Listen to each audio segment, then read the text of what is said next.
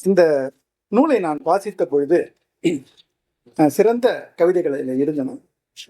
அதில் முக்கியமான ஒரு கவிதை, காற்றின் வருடல் காற்றின் வருடல் விழித்தது ஏரி என்ற ஒரு கவிதை இருக்கிறது.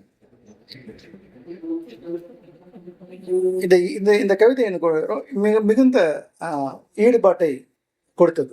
ஏனென்றால் ஜப்பானிலே ஒரு ஏரி இருக்கிறது. அந்த ஏரிக்கு பெயர் பிவா. நீங்கள் கூகுளிலே அல்லது யூடியூப்ல சென்று சர்ச் செய்தால் வரும். அந்த ஏரியினுடைய பெயர் பிவா. இந்த பிவா ஏரிக்கரை பெரிய ஏரி. அது அதில் பல்வேறு கிராமங்கள் இந்த ஏரிக்கரைகளில் இருக்கின்றன. அதில் ஒரு கிராமத்தினுடைய பெயர் வந்து ஹேரிங் என்ற ஒரு கிராமம், ஜப்பானிய கிராமம். அந்த பிவா என்ற ஏரிக்கரையில் இருக்கிறது. நீங்கள் நினைக்கலாம், எத்தனையோ நாடுகளிலே ஏரிகள் இருக்கின்றன.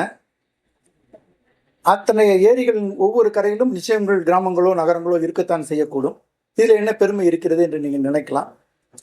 இதில் மிகுந்த ஒரு பெருமைக்குரிய விஷயம் இருக்கிறது. இதில் இந்த ஏரியில் இருந்து வெளிக்கிளம்பும் கால்வாயானது அந்த ஹேரி என்ற கிராமத்திலே சுமார் 110 வீடுகள் இருக்கின்றன. எத்தனை வீடுகள் இருக்கின்றன? ஒரு சிறிய கிராமம், 110 வீடுகள் இருக்கின்றன.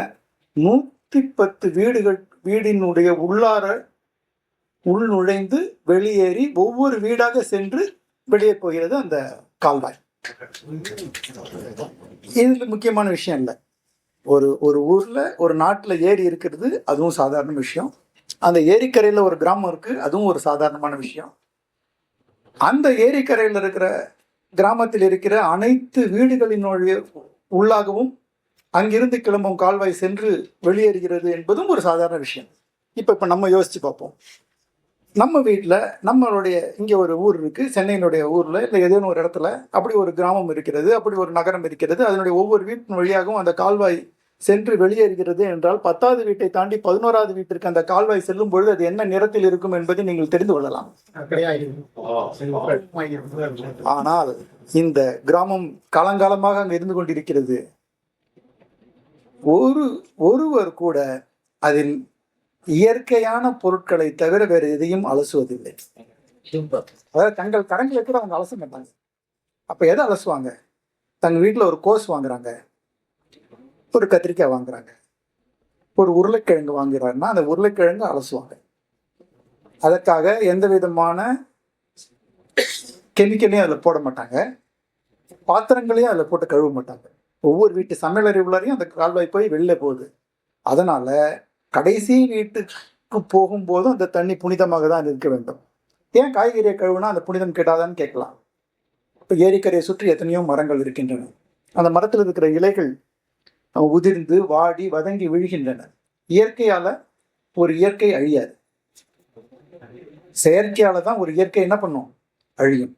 அதுவும் மனிதனுடைய பேராசையால் தான் அந்த இயற்கையானது அழியும். இயற்கை எதொன்றையும் அழிக்காது. குறிப்பாக சொல்ல வேண்டும் என்றால், இயற்கையினுடைய அழிவு செயல்பாடுகள் கூட ஆக்கத்தை தான் தரும். உதாரணத்துக்கு சொல்லணும்னா, ஒரு ஒரு விண்கல் விழுந்தது, மிகப்பெரிய பள்ளம் வந்தது, அழிவு வந்ததுன்னு சொல்லுவோம். அந்த விண்கல் விழுந்த இடத்துல ஒரு மிகப்பெரிய பள்ளம் வரும், அது ஒரு ஏரி ஆயிடும். இயற்கை இயற்கையினுடைய ஏதோ ஒரு செயலையும் ஏதொன்றும் அழிக்காது. அப்படிப்பட்ட அந்த ஏரி, கால்வாய், நீர், அவைகள் மீது ஜப்பானியர்கள் கொண்டிருக்கும் அன்பு அளப்பரியது. இதே போலதான் இந்த கவிதைகள் எனக்கு நான் படித்த அந்த விஷயங்களை எனக்கு நினைவூட்டின.